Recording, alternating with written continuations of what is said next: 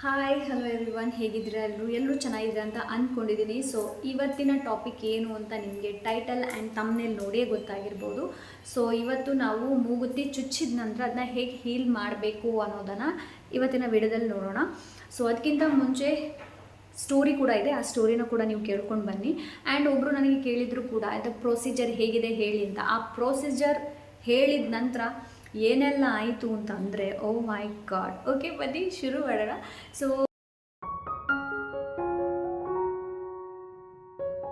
ಮೊದಲಿಗೆ ನನ್ನ ಮಗಳಿಗೆ ಮೂಗು ಚುಚ್ಚಿಸಬೇಕು ಅಂತ ತುಂಬಾ ಎಕ್ಸೈಟ್ಮೆಂಟ್ ಇತ್ತು. ಅವಳೇ ಹೇಳ್ತಾ ಇದ್ಲು, ಎಲ್ಲರೂ ಮೂಗು ಚುಚ್ಚಿಸಿದ್ದಾರೆ, ನನಗೂ ಕೂಡ ಚುಚ್ಚಿಸಬೇಕು ಅನ್ನೋದು. ಸೊ ತುಂಬ ಎಕ್ಸೈಟ್ಮೆಂಟ್ ಅಂತಂದರೆ ಓವರ್ ಎಕ್ಸೈಟ್ಮೆಂಟ್ ಅಂತಲೇ ಹೇಳ್ಬೋದು. ಸೊ ನನಗೆ ಮತ್ತು ಅವಳನ್ನು ಕಂಪೇರ್ ಮಾಡಿದ್ರೆ ನಿಜವಾಗ್ಲೂ ನನಗೆ ಯಾವುದೇ ಥರದ ಎಕ್ಸೈಟ್ಮೆಂಟ್ ಇರಲಿಲ್ಲ ನಾನು ಸಣ್ಣ ಇರಬೇಕಾದ್ರೆ. ಬಟ್ ನಮ್ಮ ಮನೇಲಿ ನನ್ನ ಪೇರೆಂಟ್ಸ್, ನನ್ನ ಅಪ್ಪ ಅಮ್ಮ ಫೋರ್ಸ್ ಮಾಡಿಬಿಟ್ಟು, ಇಲ್ಲ ನಿನಗೆ ಮೂಗುತಿ ಚುಚ್ಚಿಸಲೇಬೇಕು ಅನ್ನೋದು. ಸೊ ನನಗೆ ತುಂಬ ಭಯ ಇತ್ತು. ಬಟ್ ಇವಳಿಗೆ ಭಯ ಏನೂ ಇರಲಿಲ್ಲ, ಮೂಗು ಚುಚ್ಚಿಸ್ಕೊಳ್ಬೇಕು ಅಂತ ಇತ್ತು. ಹಾಗೆ ನನ್ನಲ್ಲಿ ಕೇಳ್ತಾ ಇದ್ಲು ಕೂಡ, ನೀವು ಸಣ್ಣ ಇರಬೇಕಾದ್ರೆ ಚುಚ್ಚಿಸ್ಕೊಂಡಿದ್ರಲ್ವಾ, ಸೊ ನಿಮಗೆ ಆವಾಗ ನೋವಾಗಿತ್ತಾ, ನೀವು ಹತ್ರ ಏನು ಅಂತ. ನಾನು ಅಂದೆ ಎಸ್, ನಾನು ತುಂಬ ಜೋರಾಗಿ ಹತ್ತಿದ್ದೀನಿ. ಅಳು ಕೇಳಿಬಿಟ್ಟು ನನ್ನ ತಂದೆ ಮತ್ತು ನನಗೆ ಹೇಳಿದ್ರು ಏನು ಅಂತಂದರೆ, ನಿಮಗೆ ಐಸ್ ಕ್ರೀಮ್ ತೆಗೆದುಕೊಡ್ತೀನಿ, ಅಳಬೇಡ ಅನ್ನೋದು. ಆ್ಯಂಡ್ ನಿಮ್ಗೆ ಗೊತ್ತೇ ಇದೆ ಐಡಿಯಲ್ ಐಸ್ ಕ್ರೀಮ್ ಎಷ್ಟೊಂದು ಫೇಮಸ್ ಇದೆ ಅಂತ. ಸೊ ಮಂಗಳೂರಿಗೆ ಹೋದರೆ ಐಡಿಯಲ್ ಐಸ್ ಕ್ರೀಮ್ ತಿಂದು ಬಂದೇ ಬರ್ತೀವಿ ನಾವು. ಸೊ ಹಾಗಾಗಿ ಮತ್ತೆ ನಾನು ಶಾಂತ ಅದೇ ಐಸ್ ಕ್ರೀಮ್ ತೆಗೆದುಕೊಡ್ತಾರಲ್ಲ ಅಂತ ಹೇಳಿಬಿಟ್ಟು. ಸೊ ಅದು ನನ್ನ ಸ್ಟೋರಿ. ನನ್ನ ಮಗಳ ಸ್ಟೋರಿ ಹೇಳಬೇಕು ಅಂತಂದರೆ, ಎಸ್, ನಾನು ಅವಳಿಗೆ ರಜಾ ಟೈಮಲ್ಲಿ ಮೇ ಐ ಥಿಂಕ್ ಏಪ್ರಿಲ್ ಮೇಯಲ್ಲಿ ಅಂತ ಅನಿಸುತ್ತೆ. ಸೊ ಆ ಟೈಮಲ್ಲಿ ಹೋಗಿ ಮೂಗು ಚುಚ್ಚಿಸೋದಕ್ಕೆ ಹೋದ್ವಿ. ನಾನು, ಇವರು, ಅವಳು 3 ಜನ ಹೋದ ನಂತರ ಅವಳು ಸ್ವಲ್ಪ ನರ್ವಸ್ನೆಸ್ ಇತ್ತು, ಹೇಗಾಗುತ್ತೋ ಏನು ಅಂತ ಹೇಳಿಬಿಟ್ಟು. ಬಟ್ ನಾನು ಅವಳು ಹೇಳಿದ್ದೆ, ನೀನು ತುಂಬ ಎಕ್ಸೈಟ್ಮೆಂಟಲ್ಲಿ ಇದೆಯಲ್ವಾ, ನಿನ್ಗೆ ಗೊತ್ತಾಗುತ್ತೆ ಹೇಗಾಗುತ್ತೆ ಅಂತ ಹೇಳಿಬಿಟ್ಟು. ಆಮೇಲೆ ಮೂಗು ಚುಚ್ಚಿಸುವಾಗ ಅವಳೊಂದು ಚೂರು ಹತ್ತಿಲ್ಲ. ನೀವು ಆ ಬ್ಲಾಗ್ ನೋಡಿರ್ಬೋದು, ನಾನು ಶಾರ್ಟ್ಸ್ ಕೂಡ ಹಾಕಿದೆ ಅಂತ ಅನಿಸುತ್ತೆ. ಇಲ್ಲ, ಶಾರ್ಟ್ಸ್ ಹಾಕಿಲ್ಲ, ಬ್ಲಾಗ್ ಹಾಕಿದ್ದೀನಿ, ಅದನ್ನ ನೀವು ನೋಡ್ಬೋದು. ಅಲ್ಲಿ ಒಂದು ಚೂರು ಹತ್ತಿಲ್ಲ. ನನ್ನನ್ನು ಮತ್ತು ಅವಳನ್ನು ಕಂಪೇರ್ ಮಾಡಿದರೆ, ಓ ಮೈ ಗಾಡ್, ನಾನು ಇಷ್ಟೊಂದು ಹತ್ತಿದ್ದೀನಿ ಅಂತಂದರೆ ದಾರಿಯಲ್ಲಿ ಹೋಗೋರು ಕೂಡ ನನ್ನ ನೋಡ್ತಾಯಿದ್ರು. ಆ ಥರ ಹತ್ತಿದ್ದೀನಿ. ಬಟ್ ಇವಳು ಒಂದು ಚೂರು ಹತ್ತಿಲ್ಲ. ಒಂದು ಚೂರು ಕಣ್ಣಲ್ಲಿ ನೀರು ಮಾತ್ರ ಬರ್ತಾಯಿತ್ತು. ಅದು ಚುಚ್ಚಿದ ನಂತರ ಯೂಶ್ವಲಿ ಬಂದೇ ಬರುತ್ತೆ, ನೋವು ಯಾರಿಗೆ ತಾನೇ ಆಗೋದಲ್ಲ. ನಾವು ಜೀವದಲ್ಲಿ ಇದ್ದೀವಿ ಅಂತಂದರೆ ಅಫ್ಕೋರ್ಸ್ ನೋವು ಆಗೇ ಆಗುತ್ತೆ. ಸೊ ಆವಾಗ ಸ್ವಲ್ಪ ಅವಳ ಕಣ್ಣಲ್ಲಿ ನೀರು ಬರ್ತಾಯಿತ್ತು ಅಷ್ಟೇ, ಅದು ಬಿಟ್ಟರೆ ಏನೂ ಇಲ್ಲ. ಅದು ಚುಚ್ಚಿದ ನಂತರ 1 ವೀಕ್ ಏನಿದೆ ನೋಡಿ, ಏನೂ ಆಗಿರಲಿಲ್ಲ. ಅವಳ ಮೂಗುತೇನೋ ಕರೆಕ್ಟ್ ಇತ್ತು, ನಾನು ಕೂಡ ನೋಡ್ಕೊಳ್ತಾ ಇದ್ದೆ, ಇಟ್ಸ್ ಫೈನ್, ಚೆನ್ನಾಗಿತ್ತು, ಏನೂ ಆಗಿರಲಿಲ್ಲ. ಬಂಪ್ ಏನಾದರೂ ಬಂದಿದೆಯಾ ಅಂತ ಅದು ನೋಡ್ತಾ ಇದ್ದೆ, ಅದು ಏನೂ ಇರಲಿಲ್ಲ ಆ ಟೈಮಲ್ಲಿ. ಮತ್ತೇನಾಯಿತು ಅಂತಂದರೆ, ನಾವು ಮದುವೆಗೆ ಅಂತ ಸಿದ್ಧತೆಗಳನ್ನು ಮಾಡ್ತಾ ಇದ್ವಿ. ಅಂತಂದರೆ ನನ್ನ ಮಾವನ ಮಗನ ಮದುವೆ ತುಂಬ ಇತ್ತು. ಸೊ ಹಾಗಾಗಿ ನನಗೆ ಅಕ್ಕನ ಮನೆಗೆ ಹೋಗಬೇಕಿತ್ತು. ನಾನು ಅಕ್ಕನ ಮನೆಗೆ ಹೋದೆ.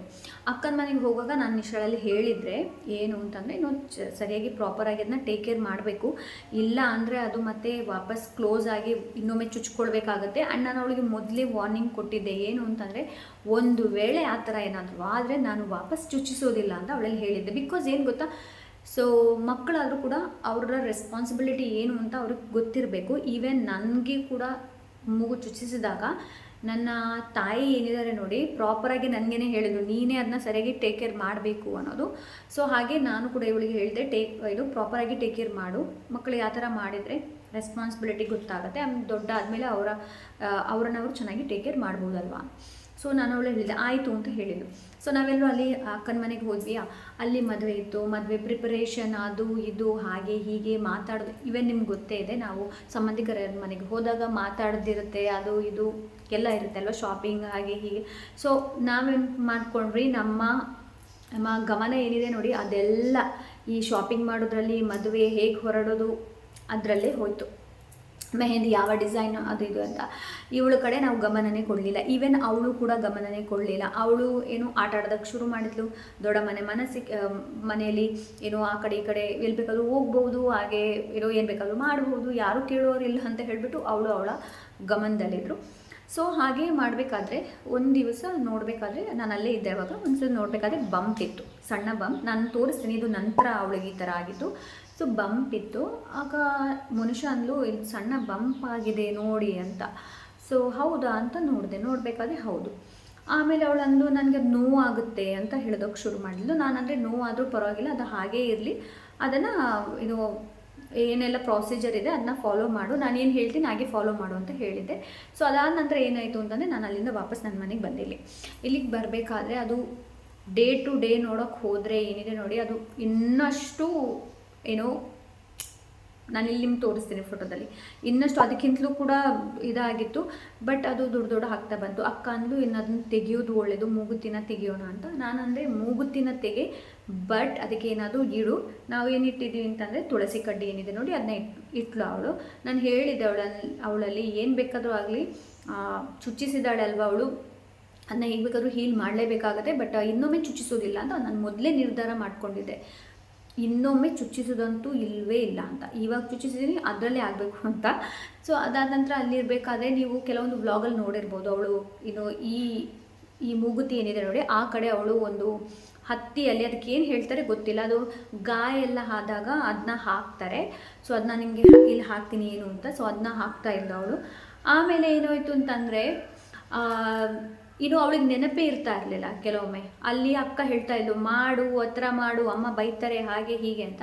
ಹಾಗೆ ಒಂದು ದಿವಸ ನೋಡಬೇಕಾದ್ರೆ ಅದರಲ್ಲಿ ಫುಲ್ಲು ರಕ್ತ ಕೂಡ ಬಂದಿತ್ತು. ಹೇಗೆ ಅಂತಂದರೆ ಇವಳು ಟವಲನ್ನು ಹಾಕಿದ್ಲು, ಒಂದೇ ಸಲ ಟವಲ್ ಎಳೆದಾಗ ಅದರ ನೂಲು ಅದಕ್ಕೆ ಸಿಕ್ಕಿ ನೋವು ಆ್ಯಂಡ್ ಅವಳಿಗೆ ಪೇಯ್ನ್ ಕೂಡ ತುಂಬ ಇತ್ತು. ಸೊ ಚುಚ್ಚುವಾಗ ಏನು ಅವಳೇನು ಕೂಗಲಿಲ್ಲ ನೋಡಿ, ನಂತರ ತುಂಬಾ ಕೂಗಿದ್ದಾಳೆ ಅವಳು, ಅದು ಪೇಯ್ನ್ ಇರಬೇಕಾದ್ರೆ. ಸೊ ಆಮೇಲೆ ಮುನೀಶ್ವರದ್ದು ಬರ್ತ್ಡೇ ಎಲ್ಲ ಆಯಿತು. ಅಲ್ಲಿಂದ ವಾಪಸ್ ಮನೆಗೆ ಬಂದ್ವಿ. ಮನೆಗೆ ಬಂದಾಗ ನಾನು ಈಶ್ವರಲ್ಲಿ ಹೇಳಿದರೆ, ನೋಡು ಇದನ್ನು ಹೀಲ್ ಮಾಡಲೇಬೇಕು, ನಿನಗೆ ಸ್ಕೂಲಿಗೆ ಹೋಗಬೇಕಾದ್ರೆ ಇದು ಹೀಲ್ ಆಗಬೇಕು, ಇಲ್ಲ ಅಂದರೆ ಇನ್ನೊಮ್ಮೆ ನಾನಂತೂ ಚುಚ್ಚಿಸೋದಿಲ್ಲ, ನಾನು ಬರೋದೇ ಇಲ್ಲ ನಿನ್ನ ಜೊತೆ ಅಂತ ಹೇಳಿದೆ. ಸೊ ಅವಳು ಆಯಿತು ಅಂತ ಹೇಳಿದ್ದು. ಸೊ ಈ 3 ಡಿಗಳನ್ನು ಫಾಲೋ ಮಾಡಿದರೆ ಲೈಫಲ್ಲಿ ಏನು ಬೇಕಾದರೂ ಮಾಡ್ಬೋದು.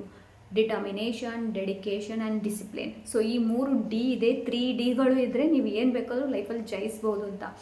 ಸೊ ನಾನು ಪ್ರಾಪರಾಗಿ ಕೇರ್ ತೊಗೊಂಡೆ. ಹಾಗಂತ ಹೇಳಿಬಿಟ್ಟು ನನ್ನ ಅಕ್ಕನ ಮನೆಯಲ್ಲಿ ಅಕ್ಕ ಚೆನ್ನಾಗಿ ಕೇರ್ ಮಾಡಿಲ್ಲ ಅಂತ ಹೇಳಿ ಅಲ್ಲ, ಅವಳು ಎಲ್ಲ ಹೇಳಿದಾಳೆ. ಬಟ್ ಏನು ಗೊತ್ತಾ, ಅವರವರ ಮಕ್ಕಳ ಜೊತೆ ಹೇಗೆ ಮಾತಾಡಬೇಕು ಅಂತಂದರೆ ಅವರವರ ತಂದೆ ತಾಯಿಗೆ ಮಾತ್ರ ಗೊತ್ತಿರುತ್ತೆ. ಸೊ ಇನ್ನೊಬ್ರು ಹೇಳೋದನ್ನು ಮಕ್ಕಳು ಕೇಳೋದಕ್ಕೆ ಹೋಗೋದಿಲ್ಲ. ಅವ್ರಿಗೆ ಇನ್ನಷ್ಟು ಏನು ಅನಿಸುತ್ತೆ ಅಂತಂದರೆ, ಏನಾದರೂ ಹೇಳಿದರೆ ಅಳೋದಕ್ಕೆ ಶುರು ಆಗೋದು, ಪ್ರೀತಿ ಹೆಚ್ಚುತ್ತೆ ಇನ್ನೂ ಅಲ್ಲಿ. So it is better to ಏನು ಅಂತಂದರೆ ತಂದೆ ತಾಯಿ ಮಾತನ್ನು ಕೇಳ್ತಾರೆ ಮಕ್ಕಳು ಬೇರೆಯವರಿಗಿಂತ ಅಂತ. ಸೊ ನಾನೇನು ಮಾಡಿದೆ, ಆಮೇಲೆ ಅಲ್ಲಿಂದ ಮನುಷ್ಯಳು ಬರ್ತಾಯಿತ್ತು, ಅಲ್ಲಿಂದ ಮನೆಗೆ ಬಂದ್ವಿ. ಮನೆಗೆ ಬಂದು ನಾನು ಸ್ಟ್ರಿಕ್ಟಾಗಿ ಅವಳು ಹೇಳಿದೆ, ನೋಡು ಸರಿಯಾಗಿ ಫಾಲೋ ಮಾಡಬೇಕು ಅಂತ. ಫಸ್ಟ್ ಸ್ಟೆಪ್ ನಾನು ಏನು ಮಾಡಿದ್ದು ಅಂತಂದರೆ, ಇವಾಗ ಹೇಳ್ತೀನಿ ಸರಿಯಾಗಿ ಕೇಳಿ ಸ್ಟೆಪ್ಸ್ ಏನು ಅಂತ. ಫಸ್ಟ್ ಸ್ಟೆಪ್, ಸೊ ನೀವು ನಮ್ಮ ಮೂಗುತಿ ನಾವೆಲ್ಲಿ ಚುಚ್ಚಿರ್ತೀವಿ ನೋಡಿ, ಅಲ್ಲಿ ಹೆಚ್ಚು ನೀರು ಹಾಕೋದಕ್ಕೆ ಹೋಗಬೇಡಿ. ಮುಖನ ಕೂಡ ಟವಲಿಂದ ಆದಷ್ಟು ಕ್ಲೀನ್ ಮಾಡೋದಕ್ಕೆ ಪ್ರಯತ್ನ ಪಡಿ. ಓಕೆ. ಆ್ಯಂಡ್ ಇನ್ನೊಂದು ಏನು ಅಂತಂದರೆ, ಸೆಕೆಂಡ್ ಏನು ಅಂತಂದರೆ, ಲೈಫ್ ಅಂತಂದರೆ ಹೀಲ್ ಆಗೋದಕ್ಕೆ. ಇದು ನಾನು ಸಣ್ಣ ಇರಬೇಕಾದ್ರೆ ಕೂಡ ಇದನ್ನೇ ಪ್ರೊಸೀಜರ್ನ ಫಾಲೋ ಮಾಡಿದ್ದು. ಇದು ನಿಮ್ಮ ಮೂಗುತಿ ಇರ್ಬೋದು, ಕಿವಿದು ಇರ್ಬೋದು, ಅದಕ್ಕೂ ಕೂಡ ಫಾಲೋ ಮಾಡ್ಬೋದು. ನನ್ನ ಅಕ್ಕ ಕೂಡ ಸಣ್ಣ ಇರಬೇಕಾದ್ರೆ ಇದನ್ನೇ ಫಾಲೋ ಮಾಡಿದ್ದು. ಅದು ಏನು ಅಂತಂದರೆ, ಅನ್ನ ಕುದಿ ಬರುತ್ತೆ ಅಲ್ವಾ, ಕುದಿ ಬರಬೇಕಾದ್ರೆ ಅದು ನೊರೆ ಏನು ಬರುತ್ತೆ ನೋಡಿ, ಅದು ಸ್ವಲ್ಪ ಬಿಸಿ ಇರುವಾಗ ಅದನ್ನ ತೆಗೆದು ಆವಾಗಲೇ ಹಾಕೋಬೇಕು. ತಣ್ಣಗಾದ ನಂತರ ಹಾಕೋಬಾರ್ದು. ಬಿಸಿ ಇರುತ್ತಲ್ಲ, ಸ್ವಲ್ಪ ಬಿಸಿ, ಏನು ಜಾಸ್ತಿ ಬಿಸಿ ಹಾಕಿ ಏನು ಚರ್ಮನ ಸುಟ್ಕೊಳ್ಬೇಡಿ, ಆ ಥರ ಅಲ್ಲ. ಸ್ವಲ್ಪ ಬಿಸಿ ಇರುತ್ತಲ್ವ, ಸೊ ಆವಾಗ ಹಚ್ಚಿ ಮೇಲೆ ಹಾಕಿಬಿಡಿ. ಓಕೆ. ಸೊ ಆದಷ್ಟು ಟ್ರೈ ಮಾಡಿ, ಕೆಳಗಡೆ ಕೂಡ ಈ ಕಡೆ ಕೆಳಗಡೆ ಕೂಡ ಆಗುತ್ತಾ ಅಂತ. ಇದು ಮೊದಲನೇದು. ಉಪ್ಪಿನ ನೀರು. ಸೊ ಅದು ನಿಮಗೆ ಮೆಡಿಕಲಲ್ಲಿ ಕೂಡ ಸಿಗುತ್ತೆ. ಸೊ ಅದನ್ನು ಇಲ್ಲಿ ಹಾಕ್ತೀನಿ, ಅದು ಯಾವುದು ಅಂತ ನೋಡಿ. ಸೊ ನೀವೇನು ಮಾಡಿ ಅಂತಂದರೆ, ಅಡುಗೆ ಉಪ್ಪು ಏನು ಬರುತ್ತೆ ನೋಡಿ, ಅದನ್ನ ಹಾಕಿ ಸ್ವಲ್ಪ ನೀರು ಹಾಕಿ, ಸ್ವಲ್ಪ ಉಪ್ಪು ತೊಗೊಂಡ್ರೆ ಸಾಕು, ತುಂಬ ಹೆಚ್ಚು ತೊಗೊಳ್ಳುವಂಥ ಅವಶ್ಯಕತೆ ಇಲ್ಲ. ಆ ಉಪ್ಪನ್ನು ಹಾಕಿ ಚೆನ್ನಾಗಿ ಮಿಕ್ಸ್ ಮಾಡ್ಕೊಳ್ಳಿ. ಉಪ್ಪು ಅದರಲ್ಲಿ ಕರಗಬೇಕು. ಅದಾದ ನಂತರ ಬಡ್ಸ್ ತೊಗೊಂಡು ಅದನ್ನು ಸುತ್ತ ನೀವು ಹಾಕೋಬೇಕಾಗತ್ತೆ. ಸೊ ಕೆಳಗಡೆ ಕೂಡ ಹಾಕೊಳ್ಳಿ, ಮೇಲ್ಗಡೆ ಕೂಡ ಹಾಕ್ಕೊಳ್ಳಿ. ಸೊ ಗಿವ್ ಅಪ್ ಮಾಡಬೇಡಿ. ಮಾತ್ರ ಒಂದು ಹೇಳ್ತೀನಿ, ಡೋಂಟ್ ಗಿವ್ ಅಪ್. ಲೈಫಲ್ಲಿ ಏನು ಬೇಕಾದರೂ ಆಗಲಿ, ಗಿವ್ ಅಪ್ ಒಂದಾಗೆ ಮಾಡಬೇಡಿ. ಇದರಿಂದ ನಾನು ಇದನ್ನೇ ಕಲ್ತದ್ದು ಲೆಸನ್. ಇದು ಮೊದಲೇ ಕಲ್ತಿದ್ದೆ, but still so give up ಮಾಡಬೇಡಿ. ಏನು ಗೊತ್ತಾ, ನಮ್ಮ ಕೈಯಲ್ಲಿರೋದು, ನಮ್ಮ ಕಂಟ್ರೋಲಲ್ಲಿರೋದು, ಬೇರೆಯವರ ಕಂಟ್ರೋಲಲ್ಲಿ ಯಾವುದೂ ಇಲ್ಲ. ಓಕೆ. ಸೊ ಅದನ್ನ ಚೆನ್ನಾಗಿ ಹಚ್ಕೊಳ್ಳಿ. ಒಂದು ವೇಳೆ ನೀವು ಮೂಗುತಿ ತೆಗಿತೀರಾ, ಅದಕ್ಕೆ ತುಳಸಿ ಕಡ್ಡಿ ಏನಾದರೂ ಕಡ್ಡಿ ಹಾಕ್ತೀರಾ ಅಂತಂದರೂ ಕೂಡ ನೀವು ಅದನ್ನು ಬರ್ಡ್ಸಲ್ಲಿ ಲೈಕ್ ಬೆಳಿಗ್ಗೆ, ಮಧ್ಯಾಹ್ನ, ಸಂಜೆ, ರಾತ್ರಿ ಮಲಗಿಂತ ಮುಂಚೆ ಕೂಡ 4 ಹೊತ್ತು ಏನಿದೆ ನೋಡಿ ಚೆನ್ನಾಗಿ ಹಚ್ಚಿ. ನಿಮಗೆ ಯಾವಾಗ ನೆನಪು ಬರುತ್ತೆ ನೋಡಿ, ಆವಾಗವಾಗ ಹಚ್ಚಿ, ಬೇಗ ಗುಣ ಆಗುತ್ತೆ. ಈ ಉಪ್ಪಿನ ವಾಟರ್ ಏನಿದೆ ನೋಡಿ, ಉಪ್ಪಿನ ನೀರು ಏನಿದೆ ನೋಡಿ, ಇದು ಹೆಚ್ಚು ಹೀಲ್ ಮಾಡಿದ್ದು ನನ್ನ ಮಗಳ ಒಂದು ಹೀಲಿಂಗ್ ಟೈಮಲ್ಲಿ ಅಂತ ಹೇಳೋದಾದರೆ. ಸೊ ಇದರಿಂದಲೇ ಹೆಚ್ಚು ಅವಳಿಗೆ ಬೇಗ 1 ವೀಕ್ ಒಳಗಡೆ ಅವಳದು ಗುಣಮುಖ ಆಗಿದೆ. ಆ ಬಂಪ್ ಏನಿದೆ ನೋಡಿ, ಅದು ಸಣ್ಣ ಆಗ್ತಾ ಬಂತು. Never give up. Never give up. ಒಂದೇ ಸಲ ಹಾಕಿದರೆ ಅದು ಆಗೋದಿಲ್ಲ. ಅದಾದ ನಂತರ ಥರ್ಡ್ ಒನ್ ಏನು ಅಂತಂದರೆ, ನೀವು ಬೆಳಿಗ್ಗೆ ಬೇಗ ಎದ್ದೇಳ್ತೀರಲ್ವ, ಎದ್ದೇಳಬೇಕಾದ್ರೆ ಇಬ್ಬನಿ ಇರುತ್ತೆ, ಇಬ್ಬನಿನ ಕಲೆಕ್ಟ್ ಮಾಡ್ಕೊಳ್ಳಿ, ಇಬ್ಬನಿನ ಹಾಕಿ, ಮೇಲೆ ಕೂಡ ಹಾಕಿ ಕೆಳಗೆ ಕೂಡ ಹಾಕಿ, ಎರಡು ಕಡೆ ಕೂಡ ಹಾಕಿ. ಸೊ ಅದರಿಂದ ಕೂಡ ಹೀಲ್ ಆಗುತ್ತೆ. ಬಿಕಾಸ್ ಮದರ್ ಅರ್ತ್, ಮದರ್ ನೇಚರಲ್ಲಿ ಒಂದು ಹೀಲಿಂಗ್ ಪ್ರಾಪರ್ಟೀಸ್ ಇರುತ್ತೆ ಅಲ್ವಾ. ಸೊ ಅದನ್ನ ಕೂಡ ನೀವು ಟ್ರೈ ಮಾಡ್ಬೋದು. ಬಟ್ ಏನು ಅಂತಂದರೆ ಆದಷ್ಟು ನಿಮ್ಮ ಮೂಗುತಿ ಏರಿಯಾ ಏನಿದೆ ನೋಡಿ, ಅಲ್ಲಿ ಆದಷ್ಟು ಡ್ರೈ ಆಗಿಟ್ಕೊಳ್ಳಿ. ಸೊ ಬೇಗ ಗುಣಮುಖ ಆಗುತ್ತೆ. ಓಕೆ, ಸೊ ಎಸ್, ಇಷ್ಟು ದಿಶಳ ಮೂಗುತಿ ಸ್ಟೋರಿ. ಐ ಹೋಪ್ ಇವತ್ತಿನ ವಿಡಿಯೋ ನಿಮಗೆ ಇಷ್ಟವಾಗಿರಬಹುದು, ಹಾಗೆ ನಿಮಗೆ ಹೆಲ್ಪ್ ಆಗಿದೆ ಅಂತ ಅಂದ್ಕೊಂಡಿದ್ದೀನಿ. ಸಿಗೋಣ ಇನ್ನೊಂದು ಒಳ್ಳೆ ವಿಡಿಯೋ ಜೊತೆ. ಅಂಟಿಲ್ ದೆನ್ ಟೇಕ್ ಕೇರ್, ಬಾಯ್.